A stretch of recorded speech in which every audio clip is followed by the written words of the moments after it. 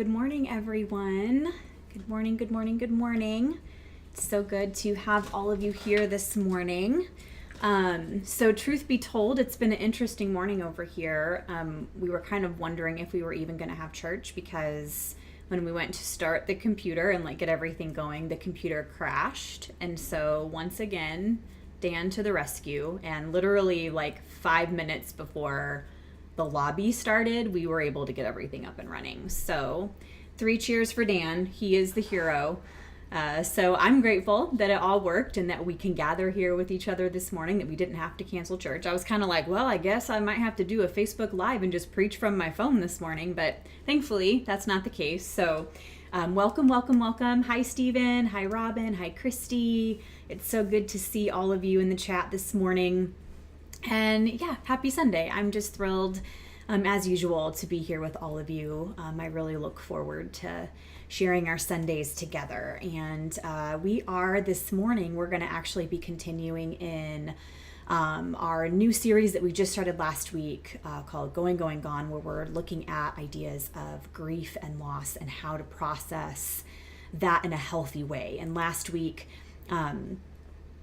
Craig talked about dying to self and what kind of that looks like and the process of what that looks like. And then today we're actually going to be talking about grief as it pertains to losing a loved one, when we have to face those times that in our life, and how to process that in a healthy way, and what kind of hope we can find from the scriptures and from our faith and from our lived experiences, how we can draw from those to be able to process grief in healthy ways. So in a little bit we will get into that, but first, before we get started with that, just a couple orders of business for this morning.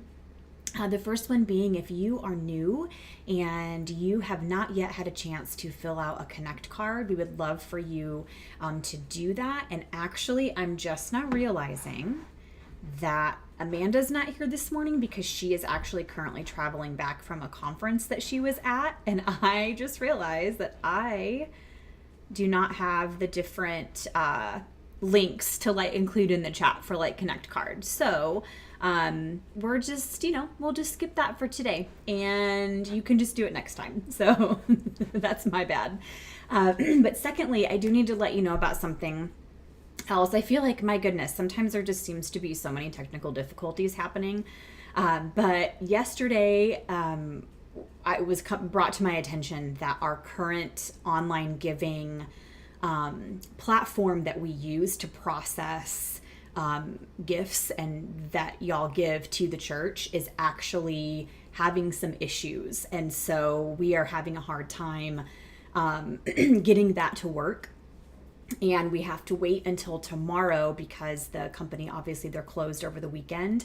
So you will find, if you try to give this morning, you will find, oh, thanks, Janine. Janine to the rescue. Gosh, you are amazing. Thank you. Janine to the rescue. See, this is a team effort. This is not, I don't know where we'd all be if we didn't have each other to kind of step in and help out. So, but as far as giving goes, if you were planning on giving this morning, you won't be able to do that because when you try to go to the giving page, it says the site is not in existence. So obviously, that's a little bit of an issue. We hopefully, excuse me, we'll have it all resolved by Monday or Tuesday. So you'll just need to hold off on giving just for a few days. We're going to be in contact through email. If you are someone who is set up for recurring giving and normally your gift processes anywhere between the 29th of the month and the 2nd or 3rd of the month, you will probably get a notification that that gift was not processed. So we will be in touch with you personally via email. Once we get everything up and running and get it figured out, we will let you know if there's any steps you need to take or how to kind of resolve the issue. So just wanted to let everybody know that our giving site is down currently, but hopefully it'll be back up and running in the next few days, and we will notify you and let you know once that's all taken care of. So and also, per the usual, if you right now find yourself in a place of need, of any kind. Maybe there's a bill that you're struggling to pay, or things are just tight financially, which we've all been there, and so part of the job of the church and of a faith community like this is we are supposed to come alongside one another and share our resources so that we can make sure people's needs are taken care of. And we take that very seriously here at Icon. So if you could use some help in any way financially, we'd love for you to send us an email, or you can call the church line and just send us an email or give us a message, just kind of what that need is, and then we can get in touch with you and kind of talk through how can we come alongside and help you with this need. So yeah, we want to be able to help take care of one another well. So now what we're going to do is we're going to go ahead and go into a time of worship with Arlene. And again, if you have recently been walking through just some challenges in your faith, maybe some major shifts in your faith, maybe you are kind of healing from some hurt that has been inflicted upon you due to a particular church, or because of the way people in the church have treated you, or you're just walking through a difficult time, and if maybe worship is a hard thing for you to engage in right now, that's fine. You can feel free to mute it or just kind of walk away for a couple of minutes and then come back for the message. I know that you don't need my permission to do that, but I just want to remind you that that is okay, and that you are allowed to engage in whatever way is most helpful for you when it comes to faith and connecting with God. And if something is a hindrance for you or is triggering for you, that's okay. And you need to be able to make those choices for yourself and decide what's best for you. But for those of us who, if this is a time that is very meaningful for you, then we invite you to engage in whatever way feels comfortable. If that's singing along, if it's just sort of doing a time of meditation and letting the words really sink in, whatever you need this morning to connect with the divine and to allow your spirit to be refreshed, we invite you to do so. So let's go ahead and spend the next few minutes worshiping together, and then we'll come back here for the message right after that.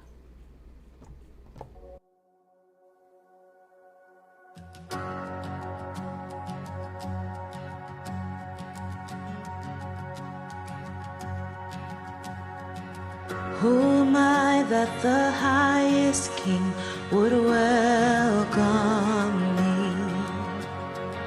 I was lost, but he brought me in. Oh, his love for me. Oh, his love for me. Who the sun sets free, oh, is free indeed. I'm a child of God, yes I am. Free at last he has ransomed me, his grace runs deep.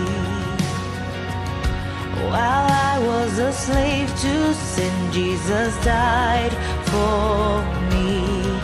Yes, he died for me. Who the sun sets free, oh, is free indeed. I'm a child of God, yes I am. In my Father's house, there's a place for me.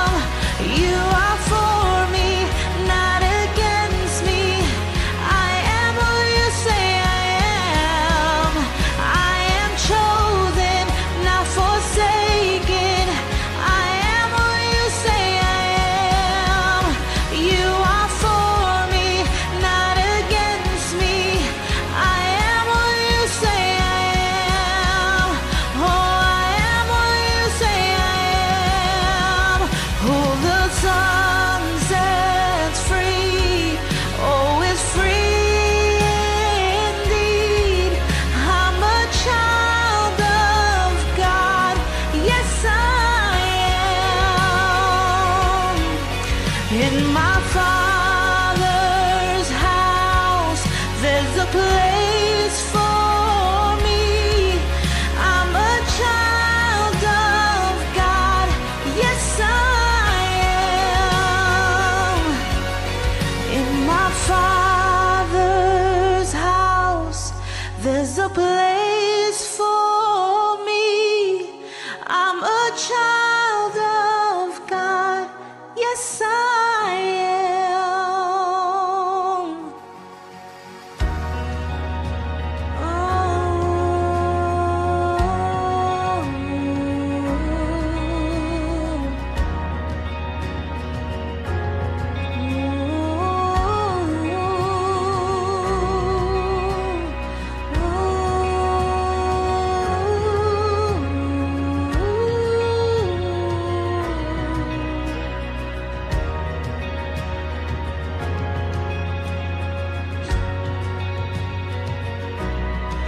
I am chosen, not forsaken.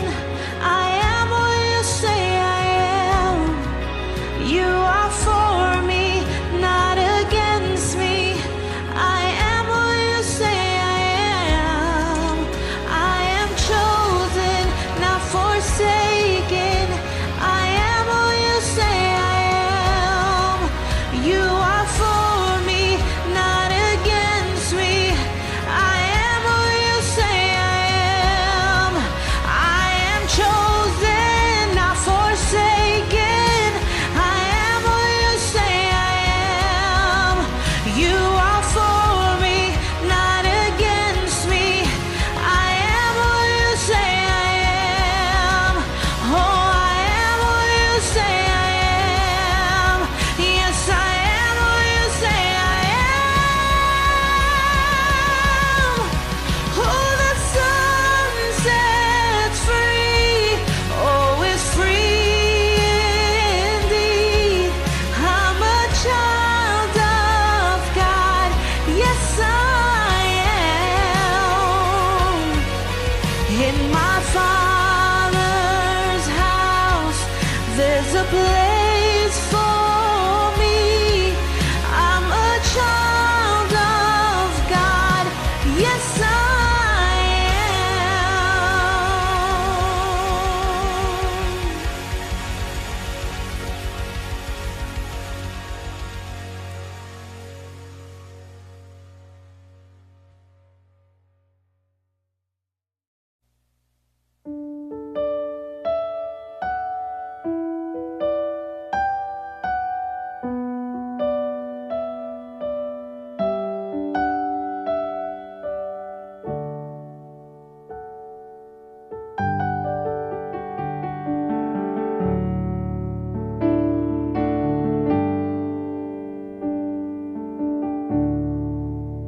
Are you hurting and broken within? Overwhelmed by the weight of your sin? Jesus is calling. Have you come to the end of yourself? Do you thirst for a drink from the well? Jesus is calling.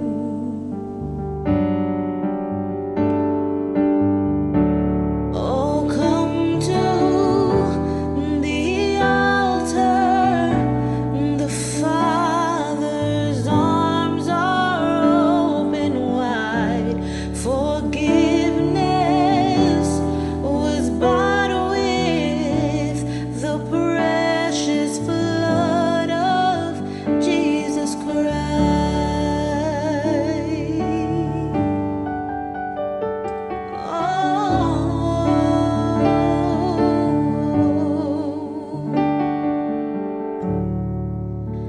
Leave behind your regrets and mistakes. Come today, there's no reason to wait. Jesus is calling. Bring your sorrows and trade them for joy. From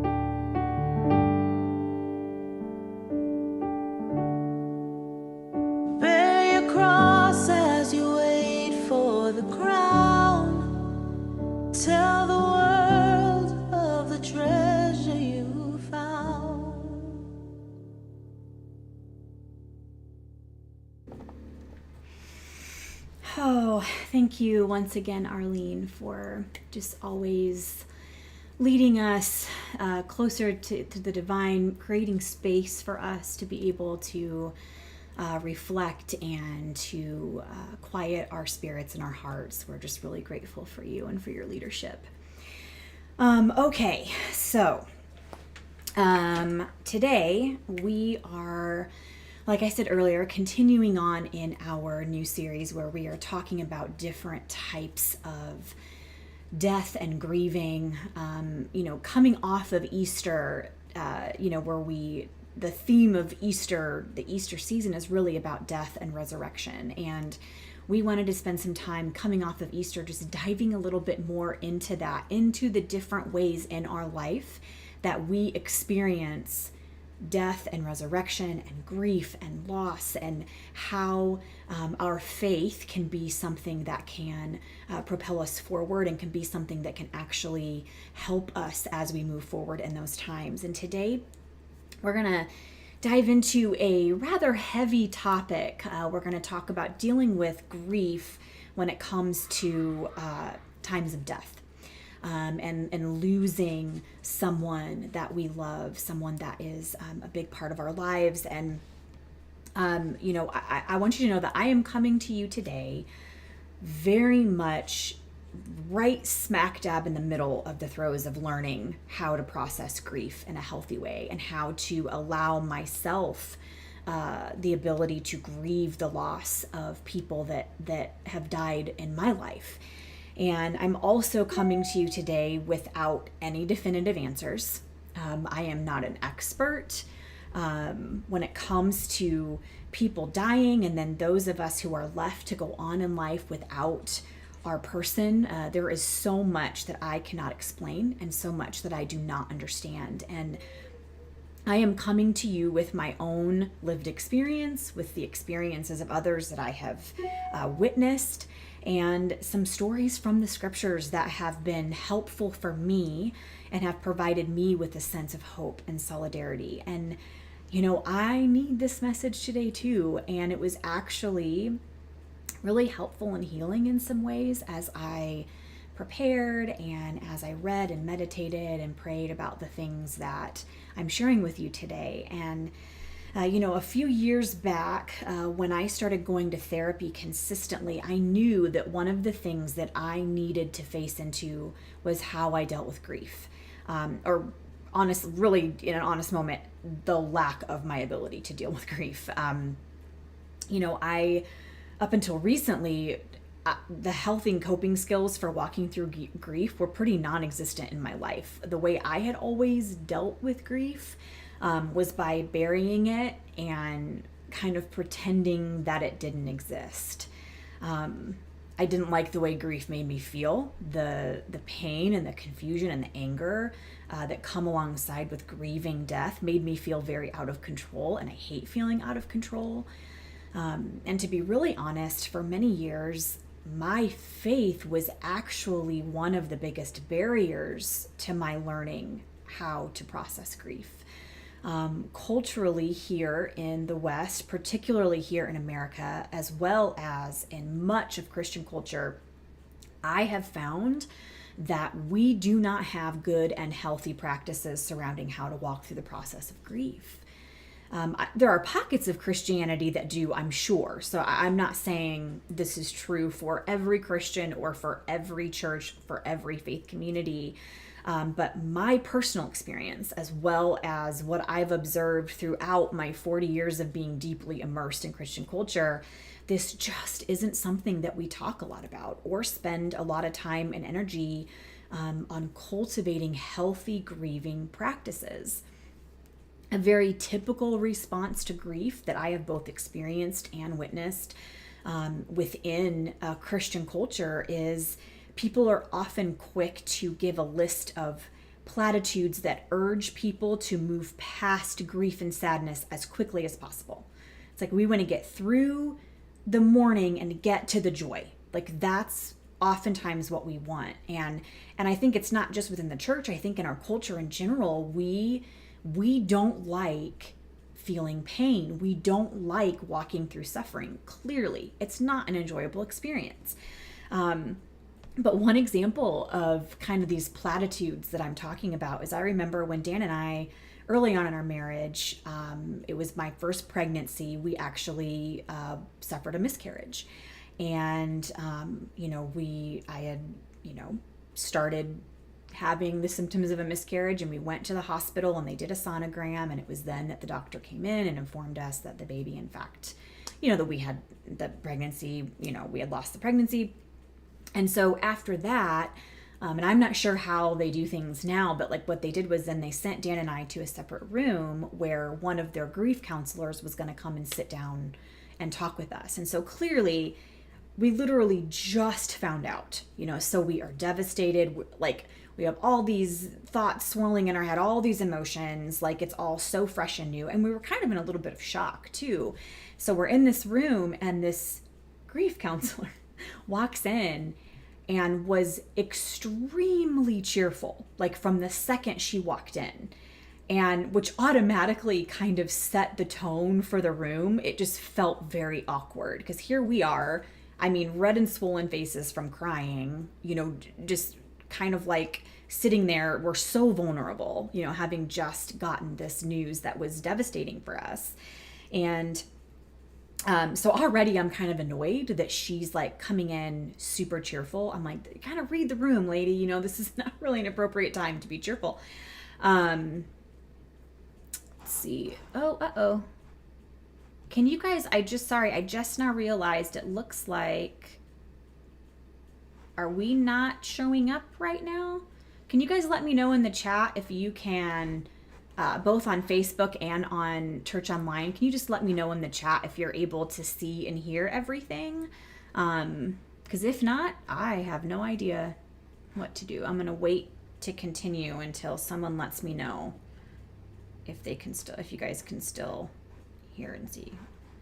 Oh, it looks like Janine said, looks like we're back up. Okay, perfect. Okay, awesome. Okay. Sorry about that. That was kind of like a weird time too. I'm like in the middle of this dramatic story and I'm like, hold on a minute. So anyways, we're sitting in this room and she she said, I don't even remember all the things that she was saying, but then she looks at us and with a smile, she goes, but you have other children at home, right? And I we did not. This was our first pregnancy, but even still, even if we did, what the actual heck? Why would you say that? And Dan and I were so stunned. And it was like, we looked at each other and it was almost like where it's almost comical because you're kind of dumbfounded that the person even said something like that. And I looked at her and I was like, no, we don't have other children. And it was just this weird experience, but it also just was this kind of realization of we oftentimes do not have a good process for dealing with grief and loss and for sitting with others in the pain of grief and loss. It was like this grief counselor who I really hope she's has found, and I'm sure she's great at a lot of things. So I'm sure she's great at a lot of things. This was just not one of them. But it felt like she was trying to rush us past the sadness, And I think there's other examples of these kinds of platitudes that maybe you've had someone say something like this to you, or sometimes I think we say them even to ourselves because we are trying to make sense of something and we're trying to wrap our heads around. And sometimes we don't even want to sit in our own grief because it's too painful. And so here are some of those platitudes of they're in a better place. Actually we should be celebrating because they're with Jesus, or God just wanted to bring them home. Don't let grief steal your joy. This was all part of God's plan.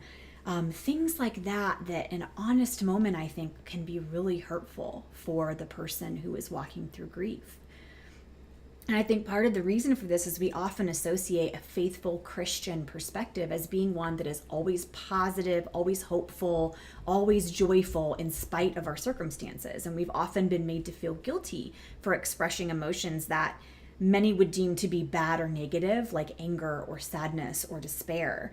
And it's often been seen as a sign of being a good, faithful Christian witness to show remarkable joy and positivity in the middle of painful and difficult life circumstances.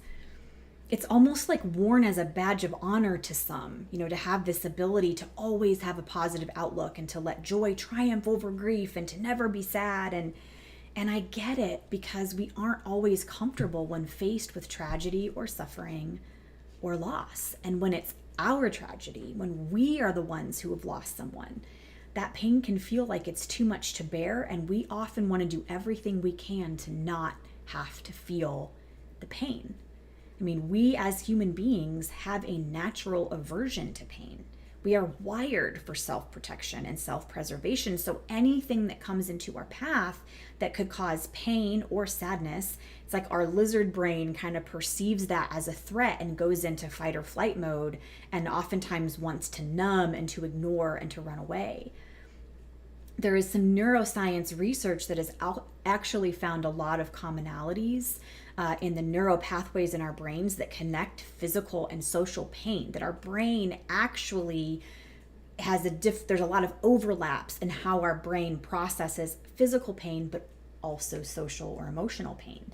So because pain is something that we are wired to protect ourselves from, and because our brain interprets pain as a threat to our safety, this would explain why we would have such an aversion to it.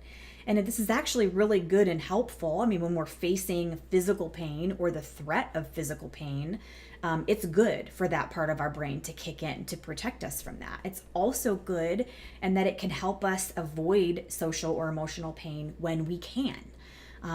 But the problem is, pain cannot always be avoided. And when we experience suffering and loss, if our response to that is to bury it or run from it instead of learning how to work through our emotions and to feel them in their entirety, we aren't making it go away. We're just burying it deep within ourselves and storing it away in our bodies that will ultimately cause us more pain and harm in the long run.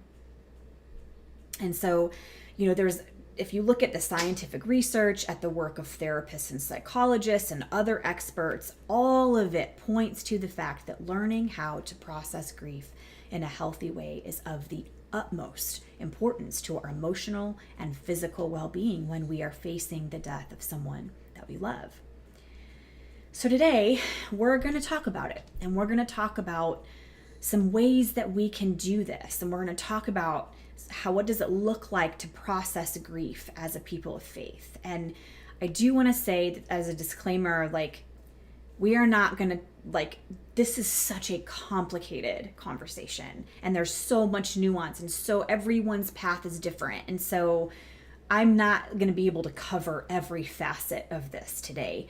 But I'm just going to kind of draw from my own experience and what I've learned and what I've seen to hopefully engage us all in this conversation that can lead us towards processing grief in healthy ways. And I would also love at any point, if anybody has any input, to throw it in the chat, and I'll come back to that now and then to read your comments and to kind of engage all of us in this conversation together.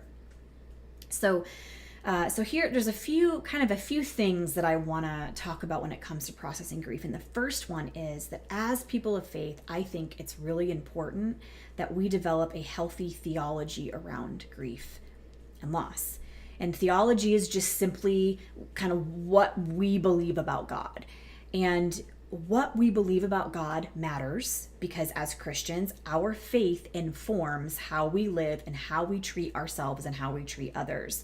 So in this case, in the case of grief, it matters what we believe about God when it comes to grief and loss, because that will inform how we process that loss and how we move forward toward healing and wholeness. It also matters because it will inform how we choose to sit alongside others in their grief and their loss. Our faith can be an incredibly powerful tool in helping us walk through grief and suffering.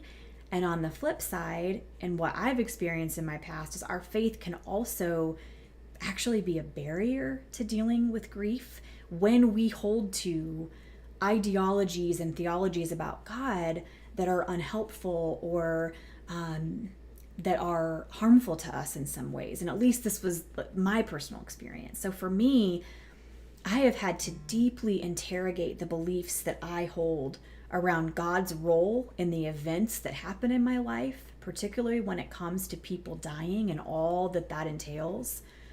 I've had to deeply examine my beliefs around prayer and healing and the idea of God's power and ability to intervene in my circumstances.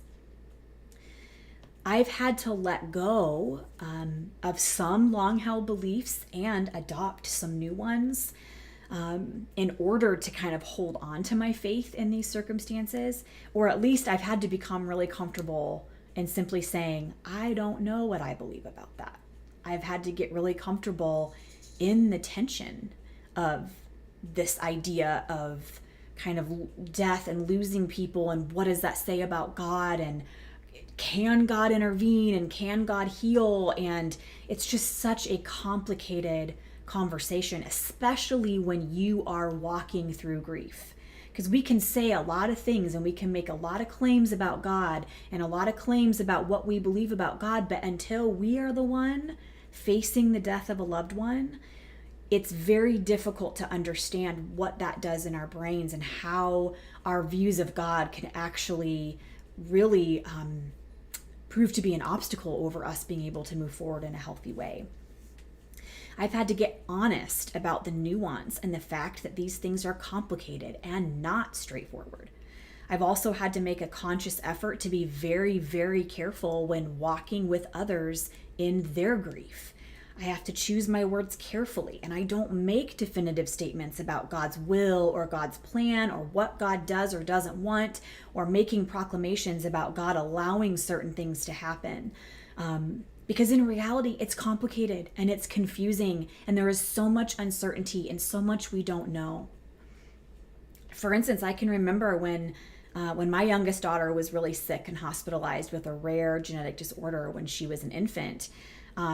This disorder actually had a really high mortality rate, and which is terrifying as a parent to hear that. But also, if it didn't kill her, it most likely would result in a lifetime of recurrences. It would lead to having to be on kidney dialysis for the rest of her life, having to get a kidney transplant eventually. And she ended up fully recovering and has been perfectly healthy ever since. So that was kind of our experience in that moment. At the same time that this was happening, there was a family that we know and who was a part of our church at the time who was grieving the recent loss of their 11-year-old daughter who had died of a brain tumor. Now, Dan and I and our families and friends all prayed like crazy for Isabella's healing, and Isabella did in fact get better.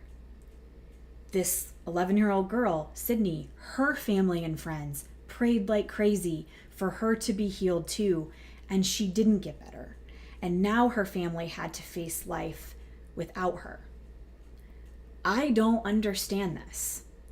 And more than that, it brings so many questions around healing and prayer and what we can attribute to a work of God in someone's life.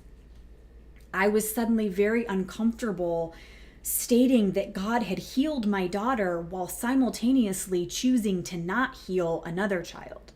Like, I'm still working out what I think about all of this. And I just want to let you know that if you're there too, if you don't know what you think about all of that, that is okay. This is just where I'm at, and you might think really differently, and that's okay too. What I'm trying to do is I'm trying to use what I believe to be true about God as seen in the scriptures, as well as my lived experience, to work out my beliefs in this area so that I can move forward with compassion and love, both for myself and others as we navigate seasons of grief. The conclusions we all come to might very well look very different, and again, that's okay, but what matters is that we approach our theology surrounding grief with humility and compassion and curiosity, and that our actions toward ourselves and others when we are grieving align with love. that really matters. We need to pay attention to the conclusions that our faith is leading us toward when it comes to grief. If we feel the need to bury it or to get over it or to mask our pain with a smile and talk about being joyful, we need to pay attention to that and ask ourselves why we feel that way. If the things we believe about God are leading us to avoid allowing ourselves to feel the emotions that are coming up, we need to pay attention to that. If the things we believe about God are leading us to try to rush others from mourning into joy, we need to pay attention to that. What we believe about God matters when it comes to grief because it will heavily influence the way we process our own grief and the way we walk through grief with others. There's a quote by Dr. Yolanda Pierce. It says this: "The Christian is promised that although weeping may endure for a night, joy will eventually come in the morning. But we are never told how long that night will be or how long our season of grief may last. Your theology and your faith are shaped as much by those seasons of grief as they are by glimpses of a joyful morning." So my encouragement to us today is let's approach our theology of grief with great care and gentleness because it matters. Another area that I want to touch on today is when it comes to dealing with our own grief and steps that we can take to process grief in a healthy way. As we talked about earlier, I'm not coming to you with I'm not an expert, okay? I don't have all the answers. I'm just kind of speaking to what has been helpful for me. And also, as we talked about earlier, we know that burying and avoiding grief is not the way to go, that it isn't healthy for us to do so. So what are some things we can do to learn how to process our grief in a healthy way? So a couple of things that I have found really helpful. The first one, and I will beat this drum for the rest of my life, I believe that the best thing we can do is seek out help and support from trained professionals. I am a huge advocate for counseling and for therapy. When a loved one dies, it has an enormous effect on us in more than one way. We carry grief and loss in our bodies physically. We carry it emotionally and mentally. It can affect how our brain functions and how our bodies function and how we're able to show up for our life. And we need people who are trained to help us process all of these things in a healthy way. And therapists and counselors are able to give us tools that are so helpful for us as we grieve. I understand that as a pastor, part of the privilege of being a pastor is to come alongside people in their grief and to be able to make space for them and to support them and to love them. I also know my limits, and I know that I can support and I can love and I can pray for and I can offer scriptures of hope and of solidarity, but I am not a therapist. And so I understand my role, and we need professional mental health professionals in our life to help walk us through grief. It is wisdom. That is wisdom that we do that. And they can give us so many helpful tools. Like one thing, for example, my therapist last month, actually in March, was the 15-year anniversary of my dad's death. And again, like I said, it's been 15 years and I'm realizing that I never processed it. I never fully grieved. And so we were talking about that, and one tool she gave me was kind of a template for a letter that I could write to my dad. And it had just very simple prompts of different things that I could write to help express some of those emotions that I was feeling and to kind of get them out of my body and onto paper so that it would help me to process. And it was something so simple was so incredibly healing for me. So I think, knowing that there are just some things we go through that we need the support of trained professionals. So that's one thing, is counseling and therapy has been huge. Another way that has been helping me as I process grief is giving myself space to feel every single emotion and to feel it for as long as needed. Because if we don't allow ourselves to feel our emotions, and if we try to bury them or attach morality to our emotions, then we can't ever move through them. And I love the examples of this that we see in the Psalms. If you open up the Psalms and you read through them, time and time again, we see David expressing this wide array of emotions. And he doesn't hold back. He doesn't pull punches and shouting exactly how he feels toward the heavens. To be clear, our emotions are not bad. They are good and human, and they are how our brain communicates to our body that there is a need that needs to be met. So whatever you are feeling as you grieve, it's valid and it deserves to take up space and to be felt and heard for as long as necessary. There is no timetable on our grief, and we hurt ourselves when we give into the pressure of this false idea that we are only allowed to grieve for a certain amount of time. We are allowed to feel whatever it is we feel for as long as we need to feel it. And maybe some of you who are in the throes of grief today need to be reminded of that you are allowed to feel whatever you feel for as long as you feel it. And this is also where a therapist comes in handy, because they're able to help us navigate and name our emotions. They'll help us to not get stuck in them, but to move through them. And I have found that the more I sit in my emotions and allow myself to feel them, the more healed I become. Psalm 55:22 says that we can cast our burdens on the Lord and that He will sustain us. We can be honest with God about the burdens that we are carrying. And I love the picture the scripture gives of casting our burdens, because it gives me this picture of like taking this huge mass of all the things that hurt so bad and just hurling them toward God. Like, take it, it's too much, I don't know what to do with it. And God is able to meet us there. Psalm 34:18 says, "The Lord is close to the brokenhearted and saves those who are crushed in spirit." This is a scripture that I cling to when I'm hurting, and also when people around me are hurting. Now, do I always feel that God is near when I'm going through hell? Do I always feel that God is near when people around me that I love are going through hell? Nope.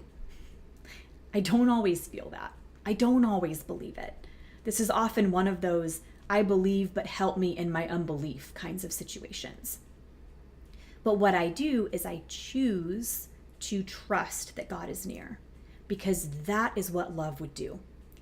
And I cannot deny that there have been many times in my life when the hard thing I was facing should have taken me out, but it didn't, and I can look back and see the ways that God was near. I have to choose to believe that God meets me there, right in the middle of the pain, and I can release those feelings and all that God holds space for my grief, and it's big enough for God to carry it all. God is big enough to hold it and to carry it. And so in those times, even when I don't believe it, because my circumstances are making it very hard for me to believe it, I choose to trust in that. I choose to believe that we're not alone in our grief.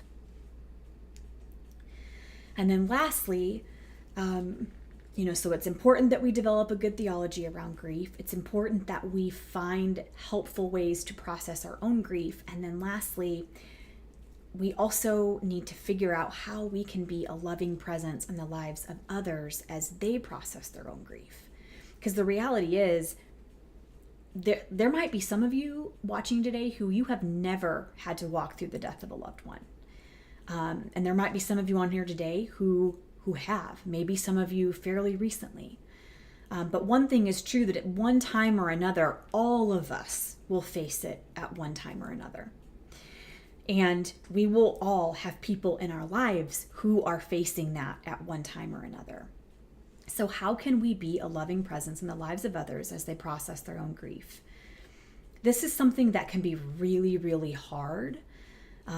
Sitting with others in their pain can make us very uncomfortable, because again, we are naturally wired to avoid pain.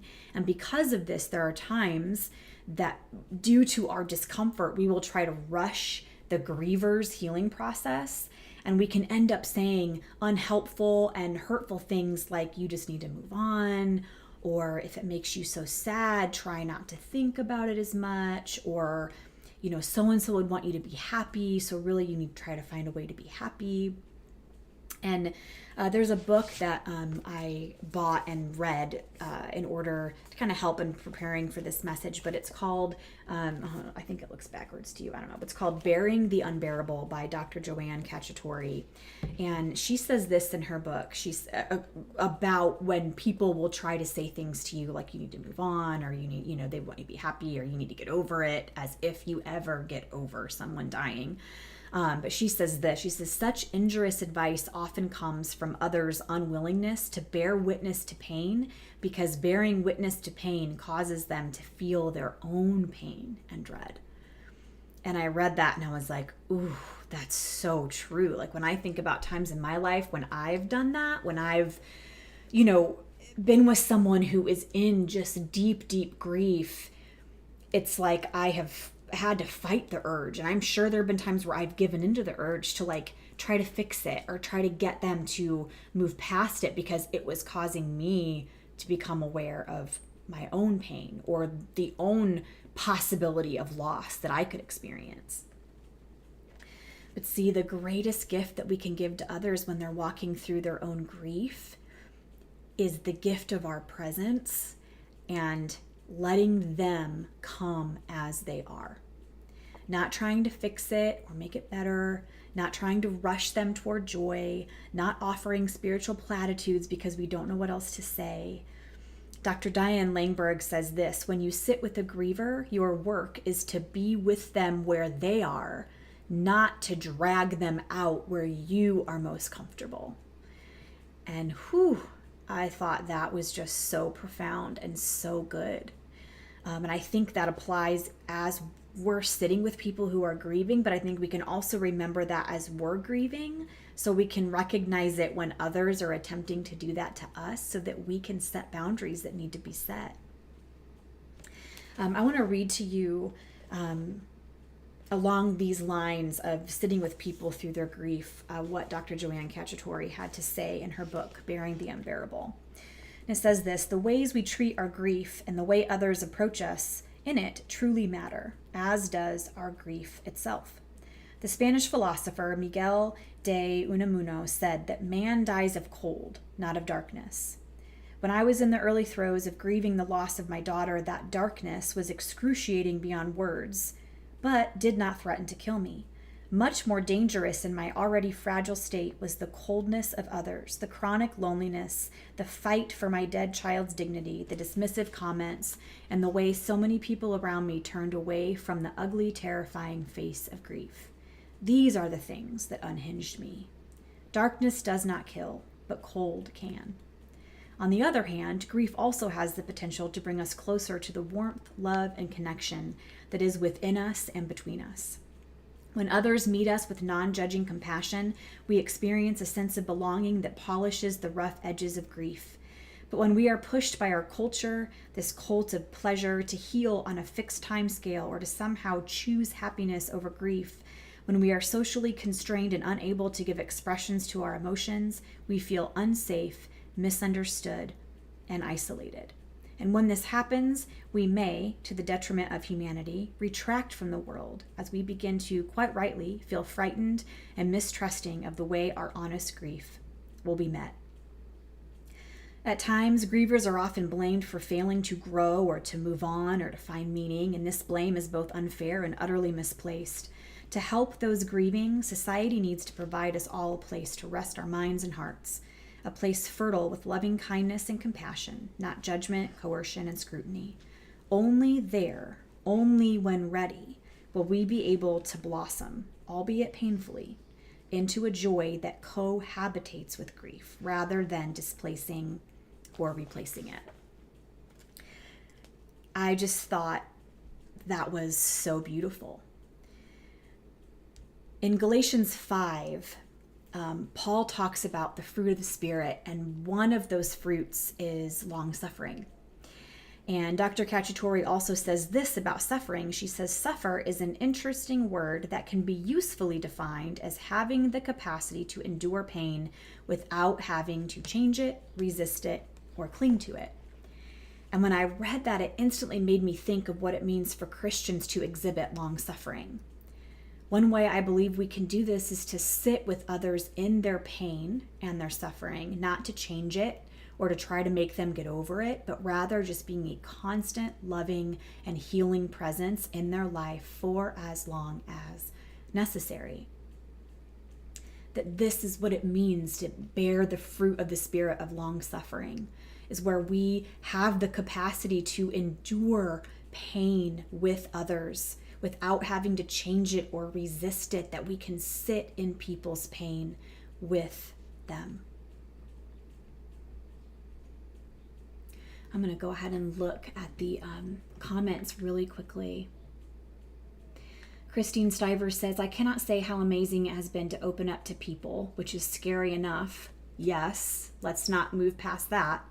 And be met with an understanding that grief is horrible. Just their presence and loving words. No words can express how powerful that has been. No rushing, no quotes, just a presence. It's kept me holding on to faith. Thank you, Icon family. Ugh, I love you, Christine. I love you, I love you, I love you. Let's see, I'm gonna read. Oh, it's the same one, just on a different thing. Same comment from Christine. So, yeah, I mean, that it's true. When we can sit with others and we can have that long suffering and not try to fix it, it brings so much healing to others. And as we get ready to close, I want to kind of talk about a story from the scriptures that when it comes to walking with someone through their grief, and because in this story, it sort of has two different people, one who is in the throes of grief, and one who is grieving, but maybe not at quite the same level, but how that person comes alongside. It's the story that's found in the book of Ruth, and it's about two women, and named Naomi and Ruth. And Naomi has a husband, and she has two sons, and at one point, Naomi's husband dies, and then her two sons get married, and then Naomi now has two daughters-in-law, and Ruth is one of them. And then about 10 years later, the story tells us that both of Naomi's sons die, and this leaves her in just an ocean of grief. And so Naomi and her daughters-in-law decide to leave Moab, where they were living, and return back to Judah, where Naomi is originally from. And during their journey, Naomi, who is deep in her grief, who feels as if God has completely turned against her, looks at her daughters-in-law and she tells them, she says, go back, don't come with me. There's nothing good for you with me. Go back to your parents and to your families. She says, God clearly has raised his fist against me, and there are only bitter things left in this world for me. You can feel that deep grief in her words. And one of the women, one of her daughters-in-law named Orpah, reluctantly decides to take her advice and to go back to her family of origin, but not Ruth. Instead, Ruth clings tightly to Naomi and she says, don't ask me to leave you and turn back. Wherever you go, I will go. Wherever you live, I will live. Your people will be my people, and your God will be my God. Wherever you die, I will die, and there I will be buried. May the Lord punish me severely if I allow anything but death to separate us. And when Naomi saw that Ruth was determined to go with her, she said nothing more. And I'm not saying this is the only thing that the story of Ruth is talking about, or this is even the main point. All I'm saying is, as I read this story, and I see how Naomi's grief is just eating away at her, how she feels overcome by it. And Ruth, who also is grieving because she lost her husband, looks at Naomi and she's like, I'm not going anywhere. It doesn't matter if you think God has raised his fist against you, or if you feel like all that there is in this world for you is bitterness, I'm not going anywhere.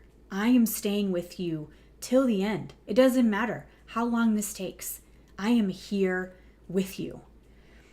And to me, what a beautiful picture of what it looks like to walk closely with someone in their grief.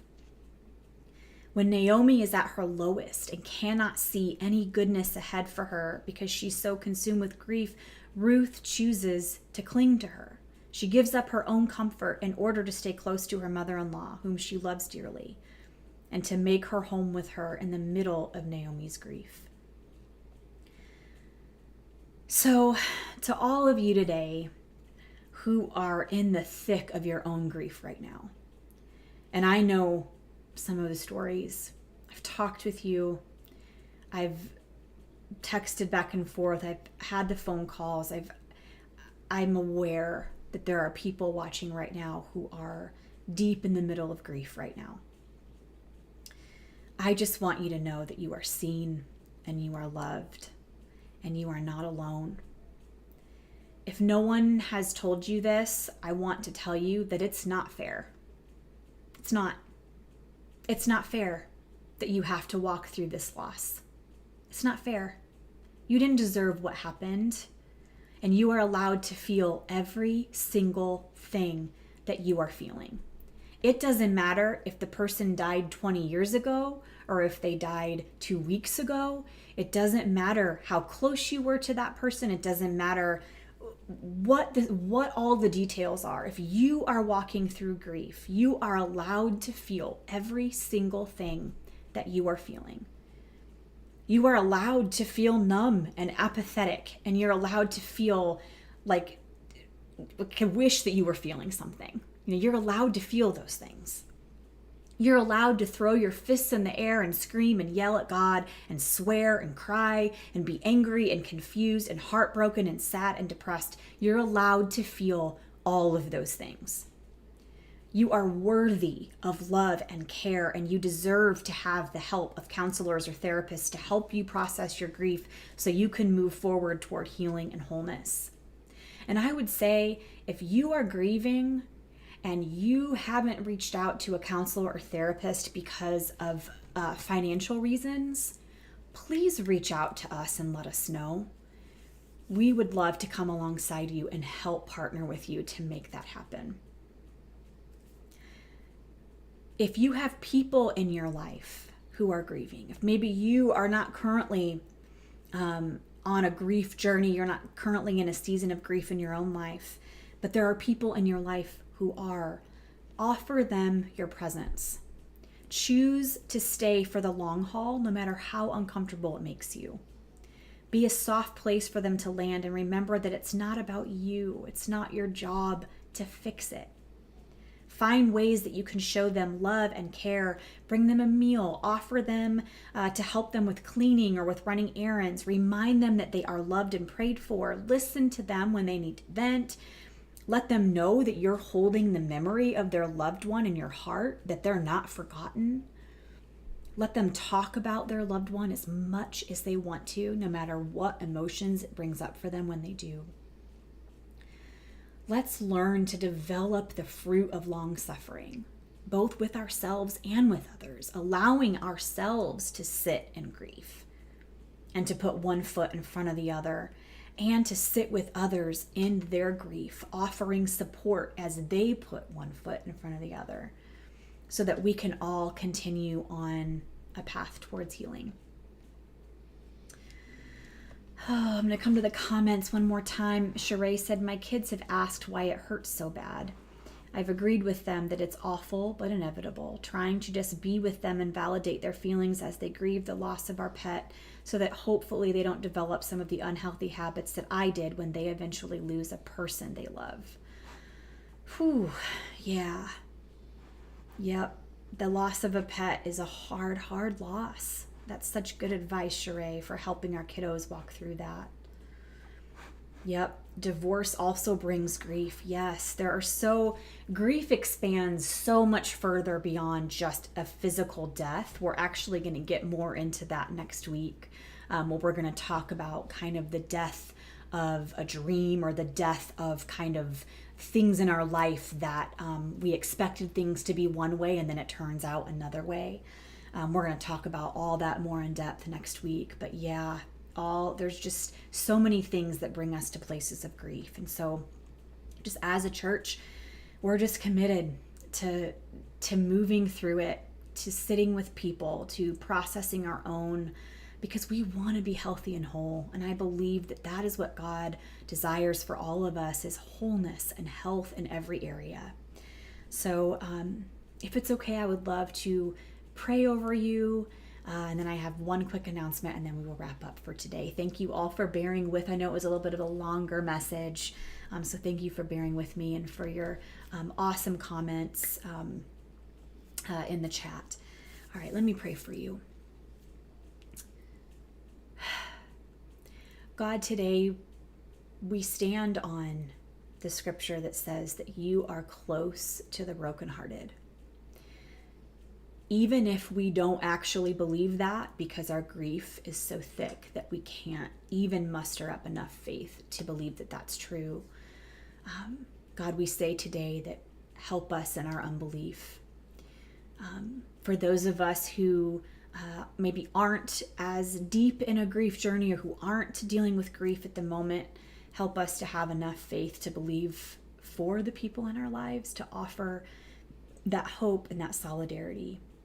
May we choose to deal with our own grief in healthy ways so that we can heal, so that we can continue to be whole.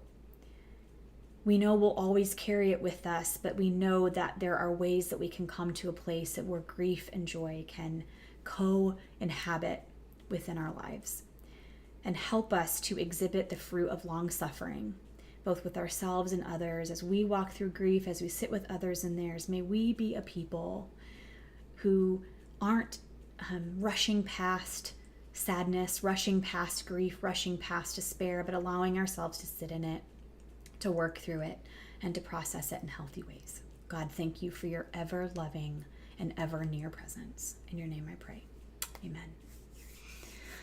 Oh, thank you all so much for being here today. Just know that if you are grieving and you need some people to offer you solidarity, don't hesitate to reach out. That's what we're here for. We are a community to walk alongside each other in the good and the bad.